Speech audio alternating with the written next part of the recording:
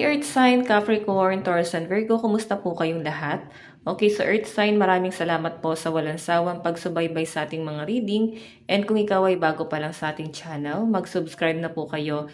And i-click mo na rin yung ating notification bell para lagi kang updated sa ating mga bagong upload. And sa mga interesado pala sa ating private reading, wishing candle cord cutting, iiwan ko na lang po yung link ng aking Facebook sa ating pong description box below, or pwede niyo ako guys i-direct message, Jade Tarot. Okay? Tingnan natin. Gabay kapalaran po ni Earth Sign.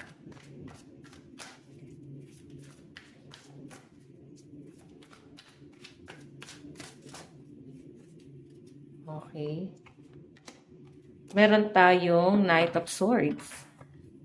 Actually, may mga Earth Sign na parang medyo irritable ngayong araw, no? Nakikita ko yung tamang hinala, pwedeng frustrated. Pwede rin naman guys balisa, no? Yan ang nakikita ko sa energy ng mga Earth Sign dito. So, feeling ko dala ng trauma kung bakit ganon. Like, naghahanap ka lang ng totoong pagmamahal, totoong kakampi. Pwedeng meron kang pinagdadaanan Earth Sign na parang kahit na sino is parang hindi nila maintindihan or hindi nila maunawaan kung bakit ganyan yung nangyayari sa inyo. So, feeling ko dito may mga Earth Sign na parang hirap kayong maghanap ng totoong magmamahal sa inyo, totoong kakampi, sino ba yung totoong makikinig sa inyo. So, hindi mo mahanap yung mga tamang tao. So, guys, meron tayong Knight of Swords. Communication, haste, truth teller, debate. Okay? So, meron siguro dito na parang hindi ka masyadong pinaniniwalaan ng mga tao na parang ganun. Or dati kasi, close mo naman, or pwede naman yun nga, kagaya ng sabi ko kanina, baka may mga tao na sa circle mo na parang hindi na sila basta-basta naniniwala sa inyo. Piling nila gumagawa kayo ng kwento. And nakikita ko naman dito parang may mga mahilig makipag-debate. Like, hindi nyo guys tinatanggap na may mali sa inyo. Or pwedeng tama rin naman kasi sa kabilang banda yung sinasabi mo. Pwedeng hirap lang din talaga sila guys na maniwala sa ngayon. So, hindi mo naman kailangan makipag-debate para lang maunawaan nila, or para lang guys na ipaunawa sa kanila na totoo yung sinasabi mo. So, hindi mo kailangan i-please yung sarili mo para sa ibang tao, Earth Sign. Okay? So, ikalma mo na yung sarili mo, no? Isipin mo na lang anong dahilan para magkaganito ka, di ba? So, ayan. Kung wala naman guys say wala naman magiging ambag sa inyo. So, wala nang dahilan para makipagtalo pa. Tignan pa natin Earth Sign, Capricorn, Taurus, Virgo.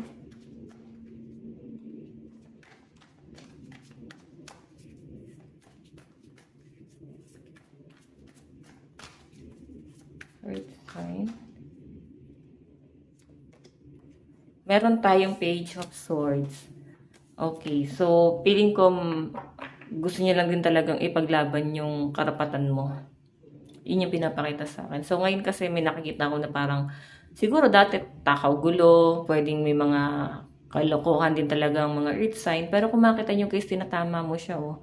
Ngayon nakapokus ka sa goal mo sa buhay, no? Parang ang daming gulong nangyari. Pagod na yung mga Earth Sign, parang ayoko na makisali sa gulo na yan. Ayoko na ng gulo. So, pwedeng may pag-iwas na rin na gagawin ng mga Earth Sign.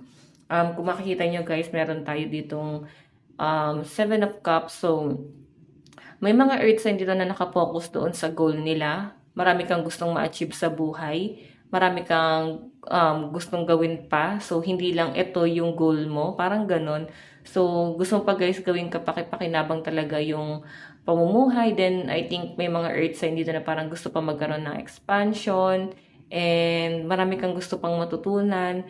So, ipopokus mo yung sarili mo sa kapakipakinabang. So, itong mga gulo na to, Earth Sign, feeling ko iniiwasan mo na rin talaga to, no? Kahit hindi natin sabihin dito sa reading. Or pwedeng itong mga taong toxic na to, pinuputol mo na sila sa buhay mo. Page of Swords. Hindi naman guys literal na pinutol mo na, pero sabi natin may communication pa rin.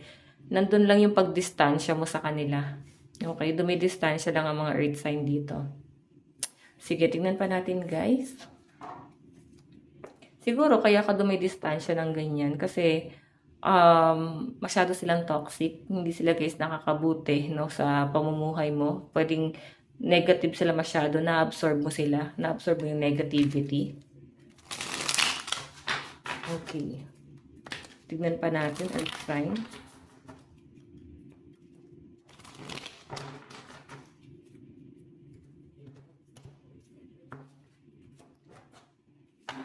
Okay, earth sign, Capricorn, Taurus, Virgo.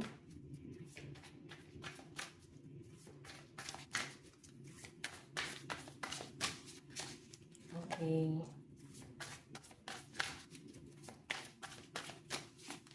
So guys, meron tayong the star.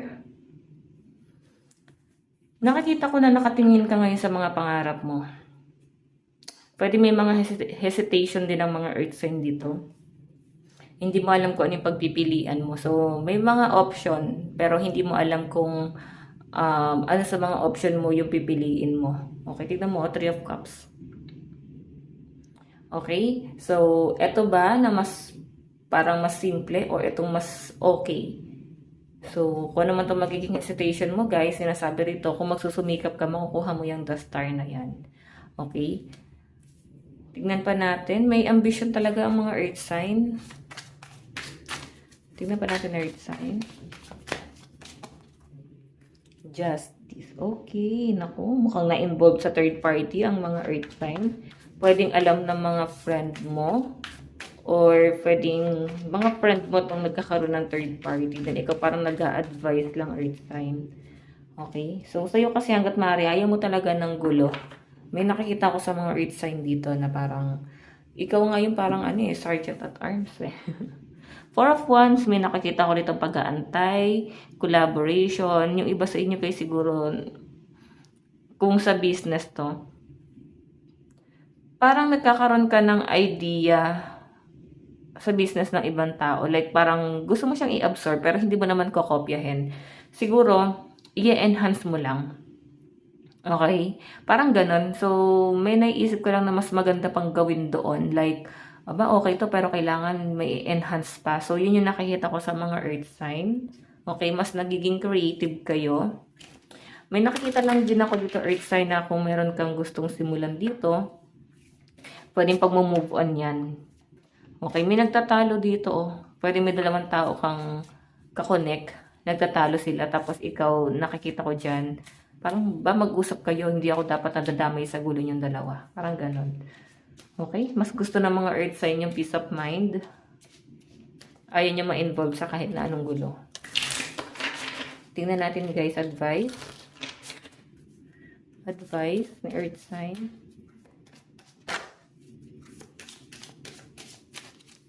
Meron tayong clear your karma. So, baka hindi kayo guys aware. May kinakarma rito, earth sign. Pwedeng ramdam mo yan. Hindi ka lang talaga aware. So, pwedeng meron ka nasaktan, may natapakan ka. So, hindi ka aware kung may nasaktan ka. So, piling ko may mga kinakarma dito. Pero sinasabi dyan guys, since clear your karma na yan, huwag mo daw talikuran, harapin mo yan. Kasi kung tatalikuran mo yan, babalik at babalik lang din yan sa inyo. So, kailangan mo rito earth sign na harapin yan para matapos na yan. Okay? Yung iba naman dito guys na hinarap yung problema nila, then nasasagap ko rito na parang tapos ka na dun sa karma na yon. Okay? So, earth sign, ito lang naman po ang inyong reading. Maraming salamat po. Bukas po ulit. God bless and love you all. Bye-bye!